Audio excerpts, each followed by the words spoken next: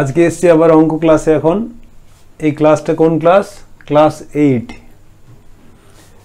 এখন তোমাদের এই ডিজিটাল বিদ্যালয়ে আমি নিয়মিত আসবো, কিন্তু ক্লাস 6 থেকে ক্লাস 10 পর্যন্ত আমাকে কভার করতে হবে, হয় অঙ্ক ক্লাস না হয় বিজ্ঞান ক্লাস।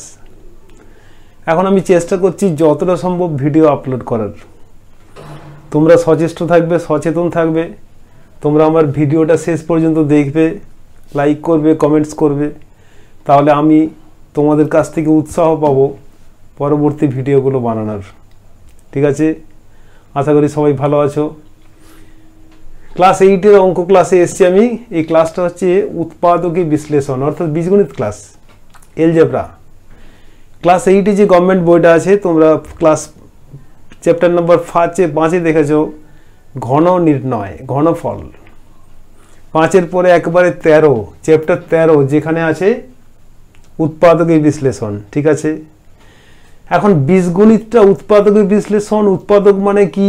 উৎপাদক মানে যে গুণফলের আকারের প্রকাশ, এটা তোমরা জানো, অলরেডি ক্লাস 7-এ করেছো।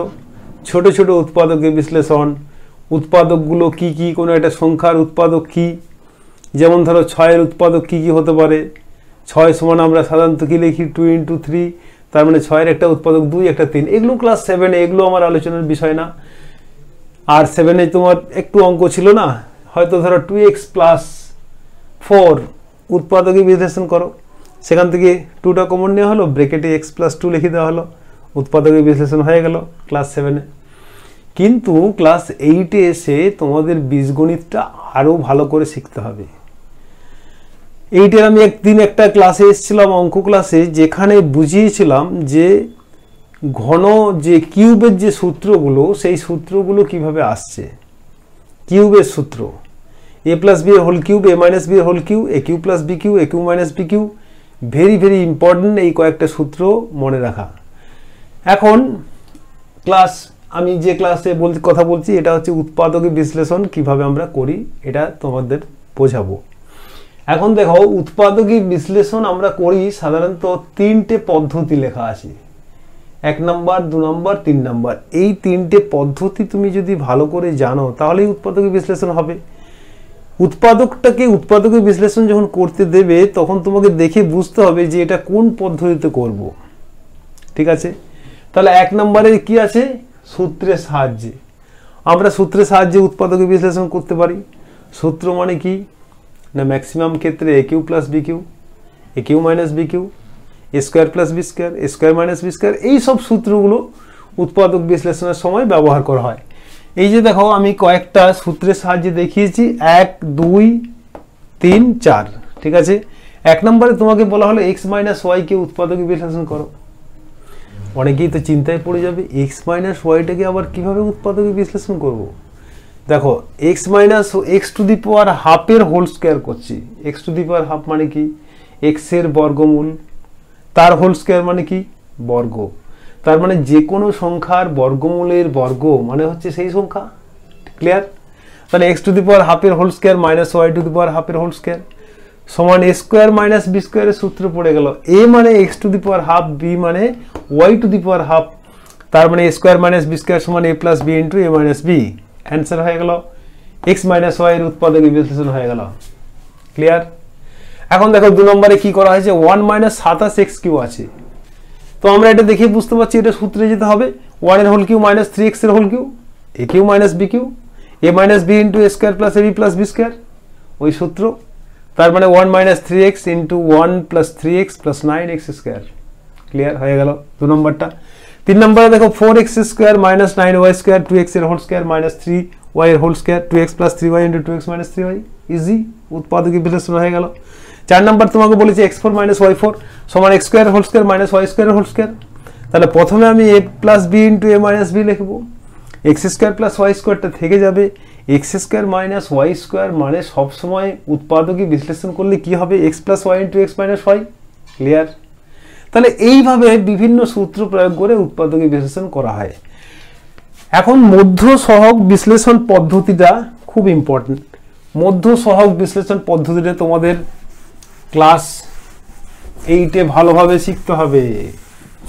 ক্লাস 8-এ খুব ভালোভাবে শেখার বিষয় এটা কিন্তু মধ্য সহগ বিশ্লেষণ পদ্ধতি, যাকে ইংরেজিতে মিডল টার্ম বলা হয়।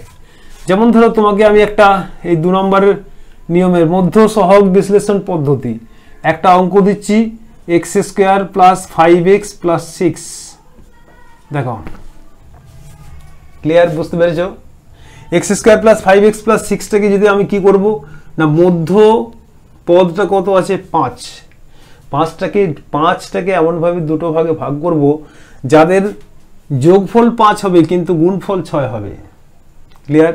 তার মানে আমরা লিখতে পারি x² + 3x, 3 + 2 এ ভেঙে দেবো, 3 + 2 × x + 6, তার মানে x² + 3x + 2x + 6, তার মানে x × x + 3 + 2 × x + 3। ঠিক আছে, এই ব্র্যাকেটটা তুললে কি হবে, 3x + 2x লিখতে হবে ব্র্যাকেট তুললে। এই দুটো থেকে x কমন যাবে, x + 3, এই দুটো থেকে 2 কমন যাবে, x + 3, শেষে আবার x + 3 কমন গিয়ে কি থাকবে, x + 2। ঠিক আছে, ক্লিয়ার? উৎপাদক বিশ্লেষণ হয়ে গেল। এটাকে বলা হচ্ছে মধ্য সহগ বিশ্লেষণ পদ্ধতি। ক্লিয়ার? এখন এরকম যে কোনো অঙ্ক আছে, অনেক প্রচুর অঙ্ক আছে, তোমাদের বইও অঙ্ক আছে, সে অঙ্ক একটা দুটো আমি এখানে দেখিয়ে দিচ্ছি, তোমরা দেখেই বুঝতে পারবে। a² + ab - 12b² আছে একটা অঙ্ক আছে, তোমরা ভিডিওটা রিপিট দেখবে, রিপিট দেখে অঙ্কগুলো খাতায় করবে। এই যে ধরো a² + ab - 12b² আছে। ঠিক আছে, a² + ab - 12b², এখানে কি করবে না, এখানে লিখবে a², 12টাকে এমন দুটো ভাগে ভাগ করতে হবে যাদের গুণফল 12 হবে আর যোগ বা বিয়োগফল 1 হবে। তাহলে একমাত্র উপায় হচ্ছে 4 - 3, 4 - 3 × ab - 12b²। ক্লিয়ার? এখন দেখো 4 থেকে 3 বাদ দিলে 1 থাকে, 1ab মানে তো ab, 1ab মানে তো ab, কিন্তু 3 × 4 = 12 হয়ে গেল। তার মানে এরপরে হচ্ছে a² + 4ab - 3ab - 12b²। এখন a × a + 4b - 3b × a + 4b, তার মানে a + 4b × a - 3b, অঙ্ক হয়ে গেল। ঠিক আছে, অর্থাৎ অঙ্কগুলো খুব ইজি। এই যে মধ্য সহগ বিশ্লেষণ পদ্ধতিটা, এর মধ্যে কোনো কঠিন কিচ্ছু না।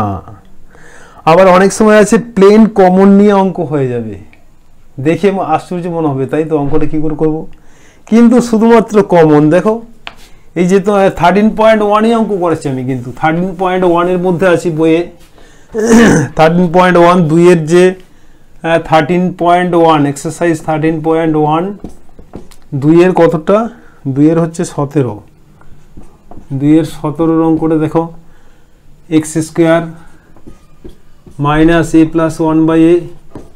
× x + 1। কত ইজি দেখো, ওই শুধু ব্র্যাকেটটা তুলে দিলে অঙ্ক হয়ে যাবে। x² - ax - x/a + 1, যে জাস্ট ব্র্যাকেট তোলা হলো। এখন দেখো এই দুটো থেকে x কমন নিলে কি থাকে, x - a, এই দুটো থেকে -1/a কমন নিলে থাকে x - 1/a। ক্লিয়ার? তার মানে আবার x এইখানে অনেকের বুঝতে অসুবিধা হয় যে আমি এখানে -1/a কমন নিচ্ছি অথচ +1টা -a হয়ে গেল কেন? কারণ ব্র্যাকেট তোলো, ব্র্যাকেট তুললে কি হবে, -x/a, মাইনাসে প্লাস a কেটে গিয়ে 1 থাকে। ক্লিয়ার? তাহলে এখানে x - a × x - 1/a, এটাই হচ্ছে অ্যান্সার। কত সোজা ব্যাপারটা, বুঝতে পেরেছো? কোনো কঠিন কিছু নেই, যে কোনো অঙ্ক খুবই সোজা। তবে হ্যাঁ, কিছু কিছু অঙ্ক আছে মধ্য সহগ বিশ্লেষণ পদ্ধতি, যেমন ধরো একটা অঙ্ক করছি আমি এখানে, 2-এর দাগের একটা অঙ্ক করছি, সেটা দেখে মনে হবে কঠিন, কিন্তু এই যে ধরো x² - bx, এটা কতটা, এটা হচ্ছে 14, 14 বলছে x² - bx মাইনাস হচ্ছে a + 3b a + 2b, a + 3b a + 2b। এটাও মধ্য সহগ বিশ্লেষণ পদ্ধতি। তোমাকে এই দুটোর গুণফল মানেই তো এই দুটোর গুণফল, এই দুটোর বিয়োগফলটাকে বি করতে হবে।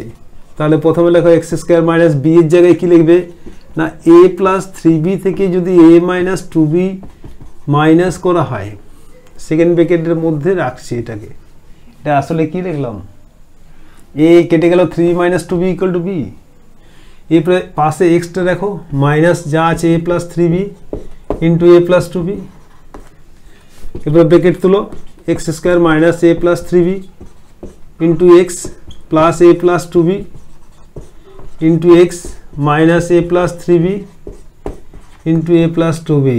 ঠিক আছে, বোঝা গেল? শুধু সেকেন্ড ব্র্যাকেটটা তুলে দিলাম, এক্স কমন নিলে কি থাকে x minus a minus 3b থাকে, হয়ে গেল plus a plus 2b x minus a minus 3b, তার মানে x minus a minus 3b into x plus a plus 2b। ঠিক আছে, হয়ে গেল। মধ্য সহগ বিশ্লেষণ পদ্ধতি সবসময় মধ্য পদটাকে দুটো ভাগে ভাগ করতে হবে, যে দুটো ভাগে ভাগ করলে যাদের যোগফল বা বিয়োগফল মধ্যের পদটা হবে, এবং গুণফল হচ্ছে প্রথম আর শেষের গুণফল হবে। এখানে এক্স স্কোয়ারের সামনে 1 আছে, যার জন্য 1 আমরা লিখে যাচ্ছি, কিন্তু অনেক সময় এক্স স্কোয়ারের সামনে অন্য কোনো পদ থাকলে সেটার সঙ্গে লাস্ট গুণ করে ওটাকে দুটো ভাগে ভাগ করতে হয়। এখন 3 নম্বরে একটা পদ্ধতি দেখাচ্ছি আমি। 3 নম্বর পদ্ধতিতে কি আছে, দুটি বর্গের অন্তররূপে প্রকাশ করে উৎপাদকী বিশ্লেষণ। আবার বলছি ভিডিওটা শেষ পর্যন্ত দেখবে, রিপিট দেখবে, তাহলে তোমাদের এই সুবিধা হবে। এখন দুটি বর্গের অন্তররূপে প্রকাশ করে একটা অঙ্ক দেখাচ্ছি, দেখো কিভাবে করতে হয়। দুটি বর্গের অন্তররূপে প্রকাশ করো, খুবই সহজ। এটা হচ্ছে এক্সারসাইজ 13.2 2 এর 1 দুটি বর্গের অন্তররূপে প্রকাশ করে উৎপাদকী বিশ্লেষণ। দেখো কত সোজা, x square minus 2x minus 3 আছে, x square minus 2x minus 3 আছে। তাই তোমাকে প্রথমেই চিন্তা করতে হবে এক্স স্কোয়ার মাইনাস 2x এর সাথে কত লিখলে হোল স্কোয়ারের সূত্র পড়বে, মানে +1। মাইনাস 3 আছে অলরেডি, +1 লিখলাম, তাহলে -4।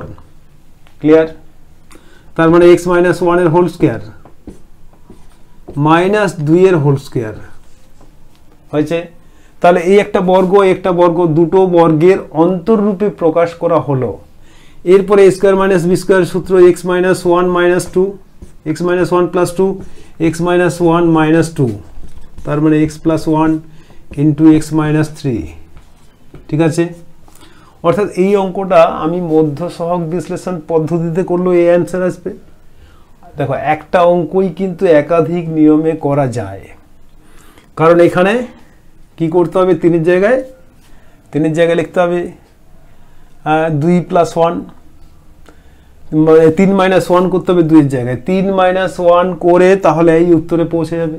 ঠিক আছে, এরকম যে কোনো, যেমন ধরো একটা অঙ্ক আছে 3x square minus 7x plus 6, এটা একটু বড় অঙ্ক আছে 3এরটা। 3 নম্বর হচ্ছে 3x, 3এরটা দেখাচ্ছি। 3 নম্বর হচ্ছে 3x square minus 7x minus 6, 3x square minus 7x minus 6। ঠিক আছে, এখন এখান থেকে প্রথমেই 3টা কমন নিয়ে নাও, তাহলে কি হবে x square minus 3x minus 2। অর্থাৎ কমন নেওয়া মানে হচ্ছে কমনটা যখন তুলে দেবো ব্র্যাকেটটা, তখন যাতে এই রাশিতে ফিরে আসা যায়। তাহলে দেখো 3x স্কোয়ার হলো, 3 কেটে গিয়ে 7x হলো, 3 দুগুণে 6।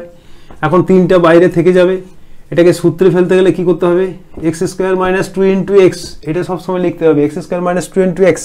এটাকে কত দিয়ে গুণ করলে 7x/3 হবে, নিশ্চয়ই 7 এর 6 দিয়ে গুণ করতে হবে, প্লাস 7 এর 6 এর হোল স্কোয়ার। ক্লিয়ার? মাইনাস 7 এর 6 এর হোল স্কোয়ার মানে কত, 49/36, তাহলে মাইনাস 49/36 মাইনাস 2। এটা বুঝতে কোনো অসুবিধা আছে?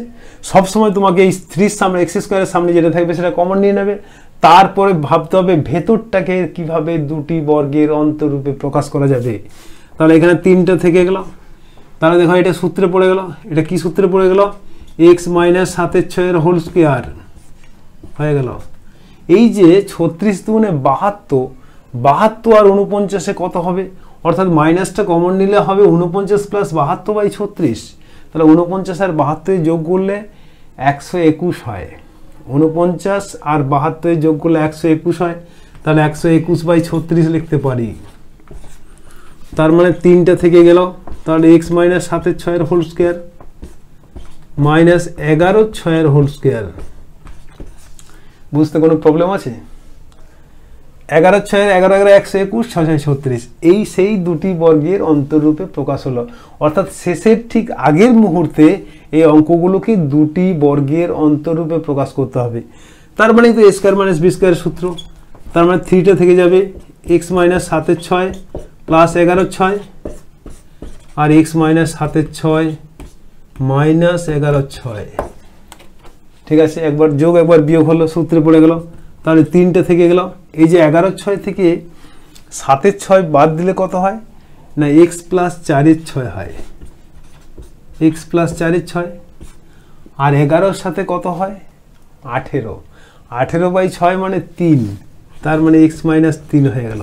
ঠিক আছে, এখন 3টা যদি এর সাথে গুণ করি তাহলে নিচে 4/6 মানে 2/3, সেই 3 কেটে গেলে 3x প্লাস 2 হয়ে যাবে।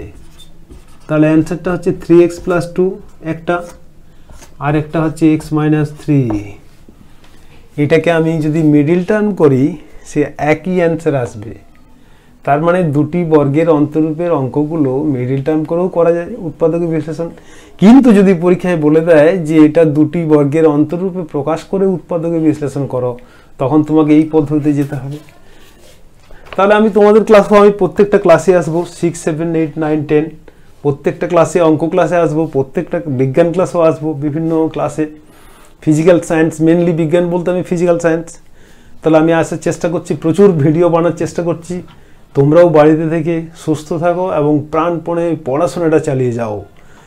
ভেরি ভেরি ইম্পর্টেন্ট দুটো জিনিস, হেলথ অ্যান্ড এডুকেশন। শরীরটাকে ঠিক রাখতে হবে আর পড়াশোনা চালিয়ে যেতে হবে। ঠিক আছে, তাহলে আজকে এই পর্যন্তই। পরে আবার অন্য দিন অন্য ক্লাসে আবার আসবো, তোমাদের ক্লাসও আসবো পরে। ঠিক আছে, তোমরা ভালো থাকো, সুস্থ থাকো, আর ভিডিওটা প্রথম থেকে শেষ পর্যন্ত দেখো, দরকার হলে রিপিট দেখো। ঠিক আছে।